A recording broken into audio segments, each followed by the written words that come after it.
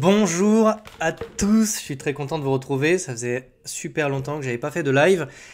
Est-ce que vous avez le son et l'image? Ça fait longtemps que j'ai pas fait ça. Hop, je vais mettre la fenêtre de YouTube sur le côté pour lire vos commentaires. Bonjour, bonjour tout le monde. J'ai prévu pas mal de choses pour vous aujourd'hui. Comment vous allez? Salut Tanguy, salut Motion, salut Steve. Bon, ça fait plaisir. En plus des pseudos que j'ai, il me semble jamais vus sur mes lives. Comment vous allez? J'ai un chat dans la gorge, excusez-moi. Dites-moi comment vous vous sentez aujourd'hui. Le temps que d'autres personnes rejoignent le live et tout, on a des choses sympas qu'on va voir aujourd'hui. Alors à la base, ce live devait être fait sur le Discord. Vous savez, j'ai le Discord de BitLearn. Et je me suis dit que ce serait sympa de faire un live comme j'avais l'habitude de les faire avant BitLearn, histoire de vous retrouver pour tous ceux qui ne sont pas dans BitLearn. Ça peut être sympa de se reparler un peu quand même et de vous apporter des informations complémentaires. Je saigne. Ok, Tanguy, t'as quoi dans ton wallet? Ça, c'est la première question que je pose, c'est la plus douloureuse. Alors, cette première partie de live va se faire ici sur YouTube, évidemment. Et la deuxième partie se fera sur le Discord pour que tout simplement les gens sur BitLearn me posent des questions vis-à-vis de ce que j'aurais dit aujourd'hui. Première partie de cette vidéo, on va aborder Bitcoin rapidement et ensuite on va aborder l'order flow. J'avais envie de vous apprendre un truc parce que je vois beaucoup de choses sur Internet. Vous savez, sur les fameuses poches de liquidité que je vais vous montrer. Vous savez, les poches de liquidité qui se situent là. Je vois beaucoup de personnes qui vous disent bon bah ça c'est des poches de liquidité, si on va dedans c'est qu'on va rebondir, etc. Alors vous allez tout comprendre de ces poches de liquidité après ce live. C'est plutôt facile en fait, mais comment des institutions et comment la smart money peuvent en fait influencer les prix sur Bitcoin. Voilà, je vais vous expliquer ça en fait. Vous voyez, c'est plutôt simple et cette carte là que vous voyez de partout sur Twitter n'aura absolument plus aucun secret pour vous. BTC, ETH et Link, ok. Donc Link, il a dû prendre cher, je pense. En forme, mon wallet tient, mais ça reste compliqué. Mais après, je vois cette baisse négativement. Allez, je suis sur X, mais pas sur Discord. Ok, parce qu'en fait, t'es pas sur BitLearn, Naïma, c'est tout. Mais il n'y a pas de mal. Hein. Moi, c'est pour ça que je voulais refaire un peu de live YouTube pour retrouver en fait des personnes qui sont pas forcément sur. Ouais, il y aura un replay de cette session-là. Oui, il y aura un replay, oui, bien sûr. Il y aura un replay. Alors on va commencer tout de suite, je pense, par Bitcoin. Je pense que c'est d'abord ça qui vous préoccupe.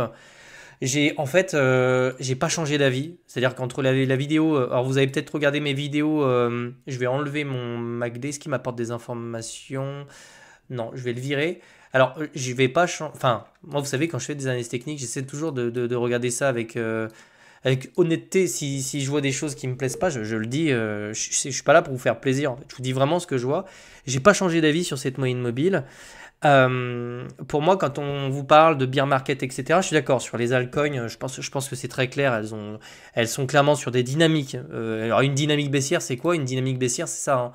C'est-à-dire que vous avez vraiment quelque chose qui se retourne avec une structure. Vous faites un pullback sur le niveau du support, vous vous faites rejeter, et puis ensuite, l'objectif, c'est de venir chercher toujours des lots de plus en plus bas. Ça, c'est une dynamique baissière. Est-ce que Bitcoin est en dynamique baissière? Non, non, d'accord, il ne l'est pas. Ok, pour l'instant, on vient de casser cette structure, mais on n'a pas eu ce pullback de structure qui nous permet de partir beaucoup plus bas. Donc la dynamique sur Bitcoin toujours haussière, je sais que ça paraît bizarre après la dérouillée qu'on a pris. Je vais vous expliquer pourquoi je pense que Bitcoin est toujours haussier. Quand j'aurai des informations structurelles de dynamique baissière, je serai le premier à vous le dire. J'ai aucun mal avec ça. Les altcoins, ok, elles ont cassé tout leur support et tout, je suis d'accord sur la dynamique baissière. Ce qui concerne Bitcoin, c'est un petit peu particulier. Déjà, pourquoi je vous parle tout le temps de la EMA 200 ici? Cette EMA nous permet de savoir si nous sommes réellement en tendance haussière ou baissière. Pourquoi? Parce qu'en fait, à chaque fois qu'on est revenu la tester sur ce cycle, la moyenne mobile a servi de support. Ici, vous voyez qu'on est même passé dessous, un petit peu comme ici, on est passé dessous, d'accord? La moyenne mobile, pourquoi c'est un excellent indicateur, beaucoup plus que les structures, etc.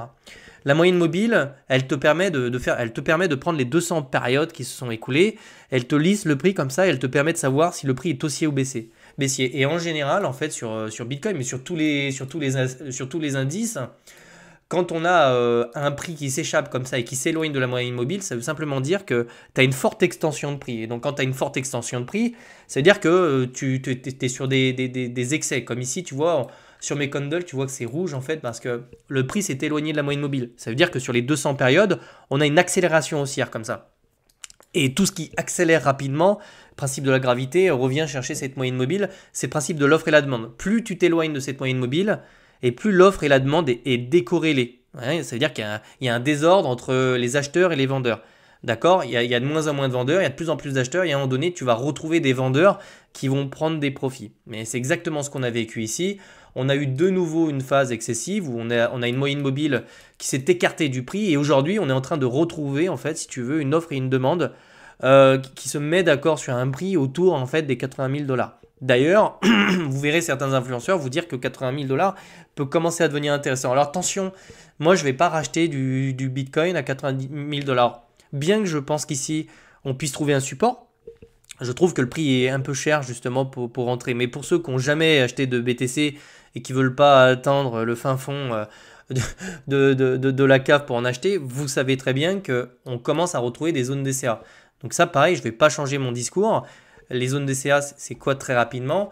Quand vous retrouvez en fait des excès baissiers ici sous les 30 de RSI, vous avez ce qu'on appelle des zones DCA long terme. Donc je vais vous les montrer pour vous montrer que c'est des zones qui sont extrêmement intéressantes sur le long terme. On avait une zone DCA ici, une zone DCA ici, on avait une zone DCA ici. Et il faut attendre que le RSI réintègre pour vraiment prendre ses ordres, ici, ici et ici. Donc ces trois dernières zones DCA, par exemple, étaient les trois meilleurs points d'entrée que vous pouviez trouver sur BTC, d'accord? Et bien aujourd'hui, on est en train de retrouver une zone DCA. Alors la zone DCA, elle se sera validée quand on recrossera les 30 ici, hein, d'accord? Et à ce moment-là, on aura vraiment un point DCA. Pour l'instant, on ne l'a pas encore. Mais remarquez qu'on a de nouveau une zone de survente comme on les avait ici, d'accord? Et les dernières zones de survente, on va retourner en arrière, c'était ici. Donc là, on avait également un point DCA, on avait un point DCA. Alors comprenez que quand, alors vous voyez, vous ne pouviez pas trouver des niveaux d'intérêt qui étaient aussi bons en fait, parce qu'on n'est jamais revenu les chercher. Ce que je veux vous dire ici, c'est que c'est pas de retour dans ces zones d'intérêt extrêmement intéressantes que je vais commencer à paniquer. C'est pour ça que je vous ai fait une vidéo ce matin où je suis plutôt calme en fait. Ça sert à rien de s'exciter. Marché baissier, on revient chercher des moyennes mobiles. C'est pas quand on est sur une moyenne mobile 200 qu'il faut commencer à se fier dessus. On peut descendre plus bas. Moi, je ne suis pas un voyant. C'est-à-dire qu'on pourrait très bien, dans un excès de crise, de panique généralisée avec des news terribles, on pourrait très bien casser et venir là. J'ai aucun problème avec ça.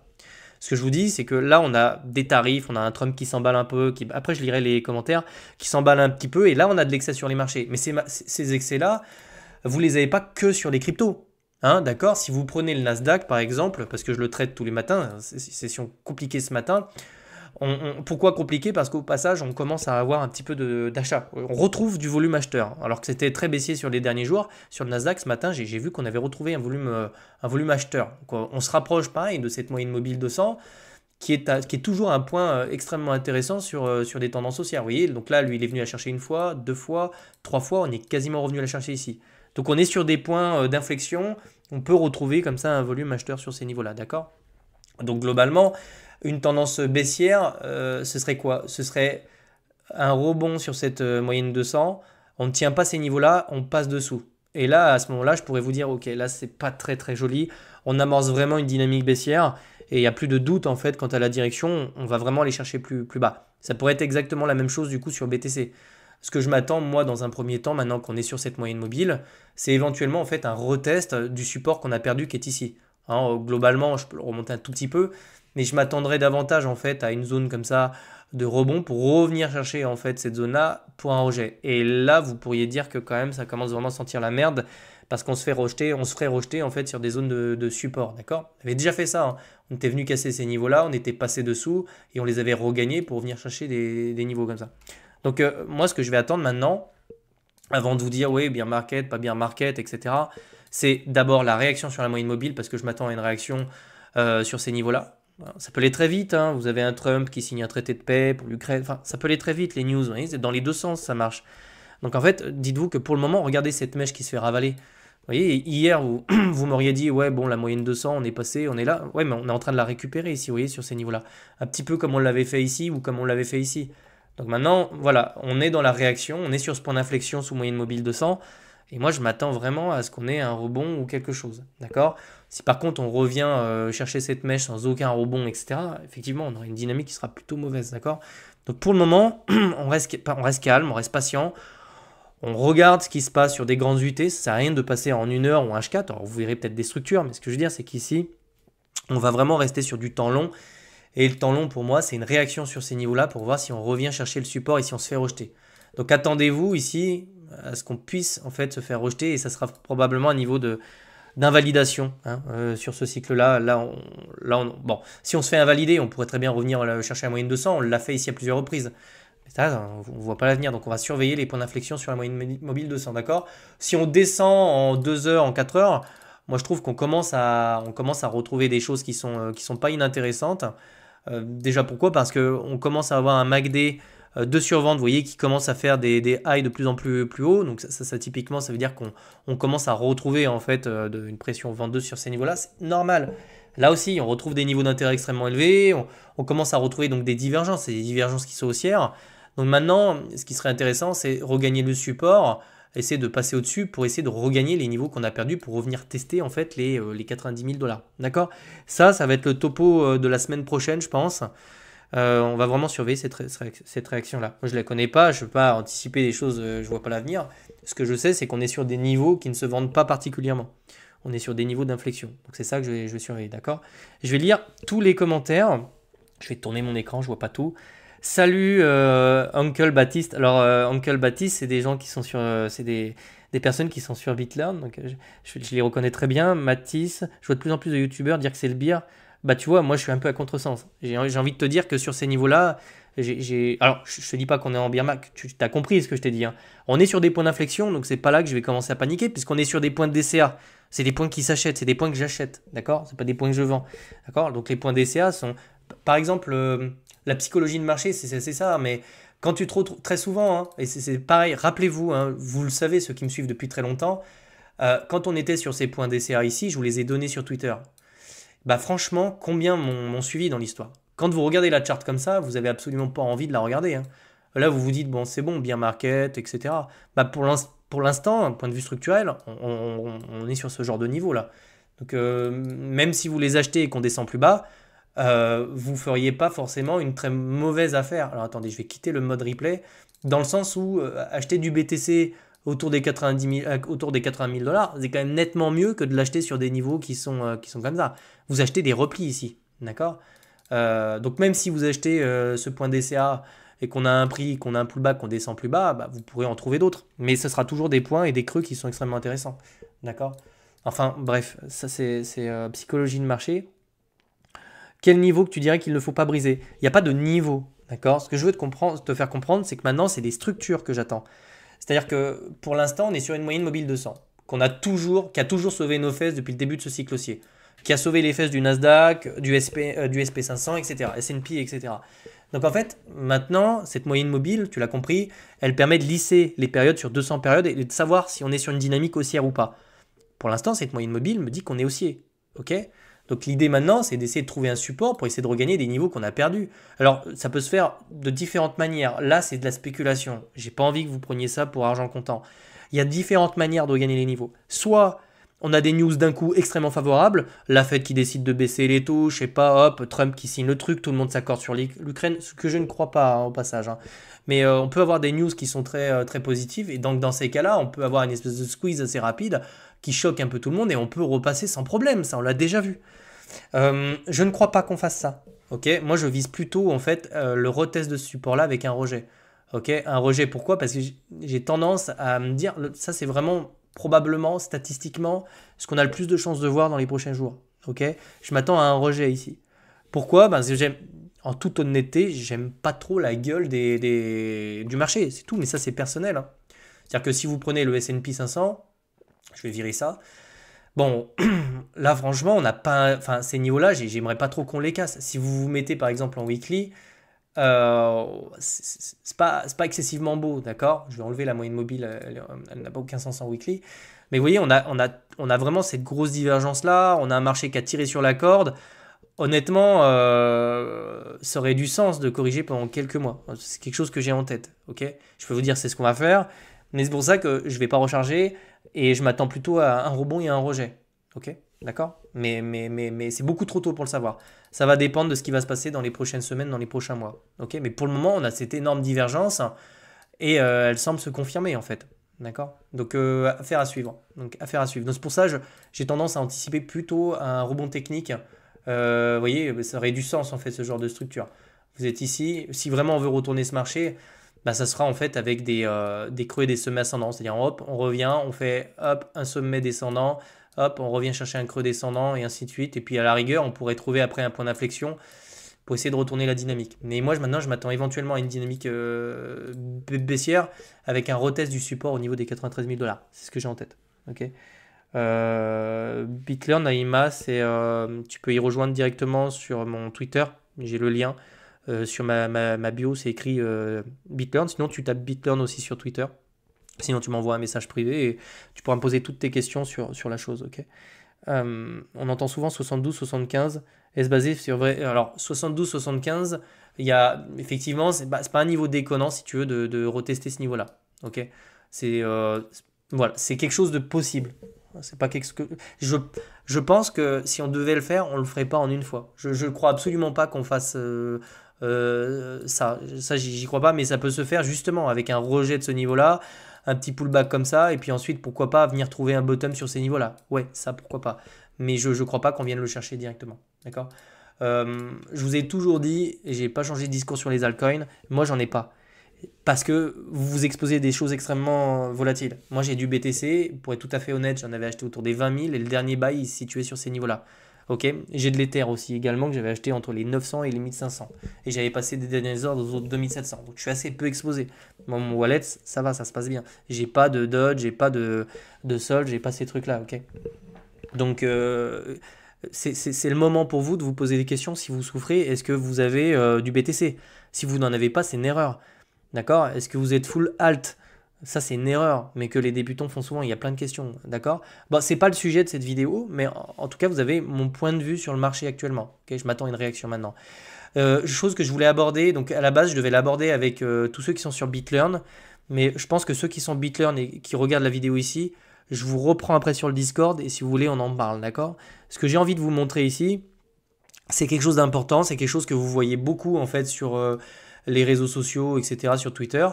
On vous montre souvent cette charte. Et là, vous voyez des poches de liquidité. D'accord? Et souvent, vous avez des youtubeurs, vous avez des mecs sur Twitter, etc., qui vous disent oh, là, il y a des poches de liquidité, c'est des achats, on va venir dedans, on va rebondir, etc. Alors, ça ne marche pas vraiment comme ça. Déjà, il faut comprendre ce que c'est, ces poches de liquidité, d'accord? Alors, je vais vous expliquer ça et vous comprendrez bien mieux pourquoi on peut avoir des manipulations de marché, etc. Comment ça fonctionne précisément.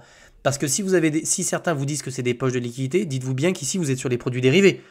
Donc, techniquement, sur le spot, vous ne pouvez pas les acheter. Donc déjà, vous voyez, il y a une décorrélation entre ce qu'on peut vous dire en mode il y a des poches ici, on peut les acheter, etc. Donc non, les poches de liquidité sur les produits dérivés ne sont achetées que par les produits dérivés et non pas par le spot. En revanche, et c'est là que vous allez comprendre, alors on va rentrer dans le détail de ces poches-là.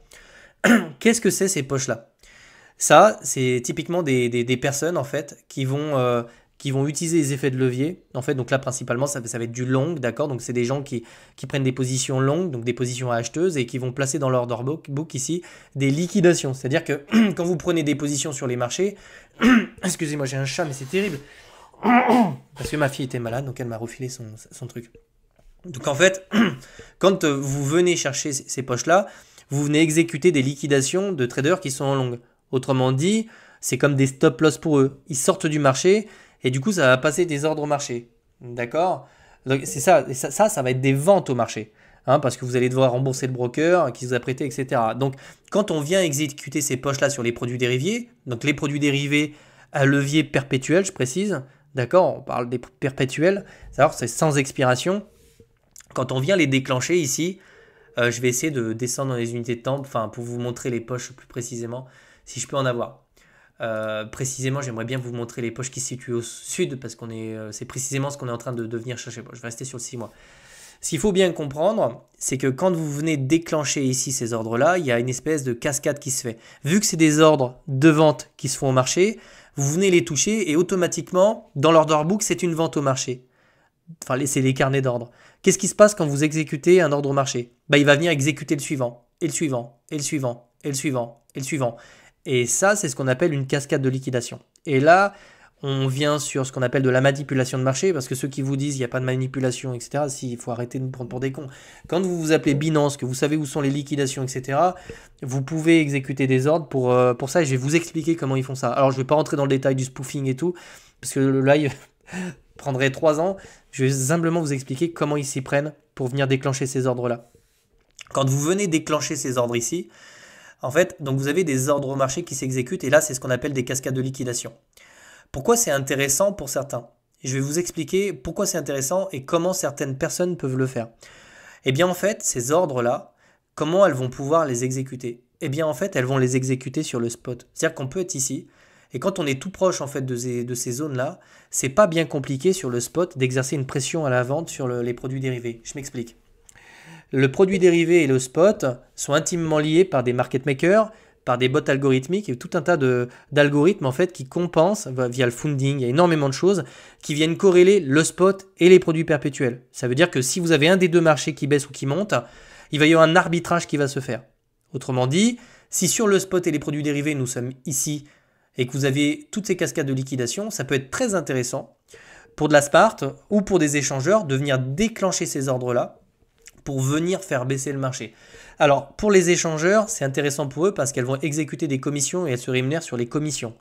Donc, Binance pourrait très bien se servir du spot. Donc, je précise que le spot n'est pas les produits dérivés.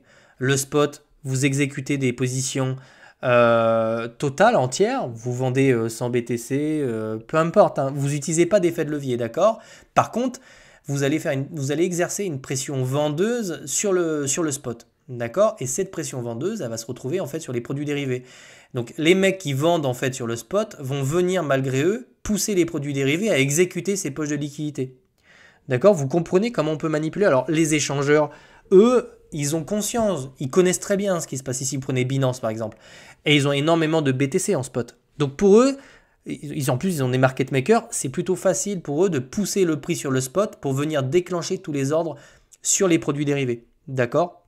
Alors, c'est comme ça. La manipulation se fait dans ce sens-là. Vous manipulez les produits spot, donc le prix de BTC, pour venir déclencher tous les ordres ici sur les produits dérivés. Pourquoi elle le ferait? Ici, c'est pas pour recharger dans cette zone, c'est pour aller pousser le prix beaucoup plus bas. Et d'ailleurs, elle pourrait même prendre des positions en short avec du levier, en sachant qu'elles vont pousser le prix. Vous voyez le mécanisme qui peut être pris, c'est-à-dire que sur le spot, vous poussez les prix. Vous pouvez en même temps prendre des positions en short et vous allez déclencher tous ces ordres-là et puis ensuite vous coupez. Et à ce moment-là, vous pouvez avoir des rebonds techniques et ce genre de choses. D'accord? C'est vraiment comme ça qu'il faut le voir. Alors pourquoi elles pourraient poser des ordres d'achat dans ces niveaux-là? Parce qu'elles savent que ça va très très vite. Donc, petite coupure, est-ce que vous me recevez? J'ai mon Wi-Fi qui me fait des misères, donc si vous me recevez de nouveau, dites-le moi. Ok. Mettez juste un commentaire pour savoir si vous m'entendez ou pas. Est-ce que vous m'entendez ou pas? Mal? J'espère que j'ai pas ma connexion, je sais pas ce qui se passe, j'ai en Wi-Fi, donc est-ce que vous m'entendez ou pas? Oui, c'est bon maintenant, sûr? Casse-couille. Bon, si ça coupe, je passerai sur le Discord, ok, sachez-le, parce que reconnexion réussie, ok, ça a l'air de fonctionner, je suis désolé. Je vais acheter un câble de 20 mètres et me brancher sur la Wi-Fi, sur le modem, parce que ça va pas le faire. Donc dites-vous bien que du coup, ces manipulations s'exercent sur le spot, sur les produits dérivés, et c'est comme ça qu'elles exercent cette pression vendeuse. Et elles le font pas pour recharger dans ces poches qu'on estime des poches de liquidité. Non, ces poches de liquidité sont des liquidations, ok, donc des ventes au marché. D'accord? Et elles le savent, donc elles peuvent en prendre compte pour les placer des ordres sur le spot. Ok, donc je pense que là-dessus, c'est plutôt clair, je pense. Je ne sais pas si vous avez compris pourquoi on utilise ça. D'accord? Donc c'est pareil ici. Si vous avez par exemple des intervenants qui veulent, vous allez le comprendre. Quand on veut poser un top de marché, l'intérêt c'est d'aller se servir de ces poches de liquidité pour vendre sur les produits spot, sur le spot, du BTC tout en haut. Et bien en fait, elles peuvent se servir des achats qu'elles peuvent exercer sur ces niveaux-là pour aller déclencher tous ces achats, d'accord? Pour aller vendre leur BTC beaucoup plus haut. Et là encore, elles vont se servir du spot pour exercer une pression à l'achat sur le spot qui va se répercuter sur les produits dérivés et qui vont venir exécuter tous ces ordres à l'achat pour venir faire pumper, faire monter le prix sur le spot. Et à ce moment-là, elles vont venir vendre sur ce sommet-là. C'est exactement ce qui s'est passé là. D'accord? Elles s'en sont servies ici, elles ont poussé un petit peu, on est venu là, elles ont vendu. Dump. Vous voyez, là, il y a des poches. elles poussent le prix ici, on vient chercher les ordres, elles vendent ici, on tape une correction. Il y a des nouvelles poches, elles poussent le prix ici, hop, elles vendent ici sur toutes ces poches, elles exécutent, hop, on dump. C'est pour ça que vous avez cette réaction quand on vient chercher ces liquidités sur les produits dérivés, derrière, vous avez un volume baissier sur le spot. Ok? Bon, je pense qu'on a fait un joli tour. Je vous ai expliqué comment fonctionnait ce truc-là. Je vais passer maintenant sur le Discord, parce que je pense que vous avez probablement des questions sur le Discord. Pour tous ceux qui m'ont suivi ici sur YouTube, j'étais très content de vous avoir retrouvé. Il y a peut-être des nouvelles personnes qui ne me connaissaient pas à l'époque. Donc je vais continuer, je vais essayer de faire de temps en temps des lives sur YouTube, mais vu que BitLearn c'est quelque chose qui est un peu payant, etc., je focalise un peu plus mon attention sur des personnes qui sont sur le truc. Mais ça ne m'empêchera pas de faire plus de live dans l'avenir sur YouTube, d'accord? En tout cas, je vous souhaite de passer un excellent week-end. Décrochez, éteignez le Matisse, tu peux me contacter en MP ou tu vois BitLearn directement sur mon Twitter. Ok, tu cliques dessus, tu auras accès au site et puis tu peux aller voir où tu as le Trustpilot, tu peux aller voir les avis, etc. Mais contacte-moi sur Twitter en MP si tu veux des informations, je te répondrai, il n'y a pas de problème. Et éteignez les wallets, d'accord? Sachez qu'ici, on est sur des moyennes mobiles 200, etc., des niveaux d'inflexion, etc. Si vous vivez mal cette période, essayez de comprendre pourquoi c'est difficile pour vous. Si vous avez que des alts, que vous n'avez pas d'Ether, pas de BTC, que vous êtes full exposé en alt, alors c'est une erreur. Allez voir la vidéo que j'avais fait, je crois que ça s'appelle la vidéo, ça s'appelle le portefeuille du riche sur YouTube. Je vous explique vraiment la composition d'un wallet, etc., qui soit résilient et solide sur les années. Et qui vous dit clairement de ne pas acheter d'altcoin, malgré ce que 99% des types sur Twitter vont faire, donc vous envoyez en fait à la mort. L'idée ici, c'est de gagner de l'argent, pas en perdre. Donc achetez du BTC sur des zones DCA long terme, et faites-le avec pas du levier. Quand je dis du levier, des positions qui sont plus importantes que ce que vous pourriez mettre sur les altcoins. Et vous aurez un portefeuille qui sera beaucoup plus équilibré. Hein, d'accord? Voilà, donc n'hésitez pas à aller voir sur BitLearn si vous êtes intéressé. Pour tous les autres, je vous dis bon week-end. Et je vous retrouve la semaine prochaine pour des vidéos quotidiennes sur YouTube. Je passe sur Discord pour tous les autres, d'accord? Ciao, ciao, un très bon week-end et prenez soin de vous. Ciao, ciao.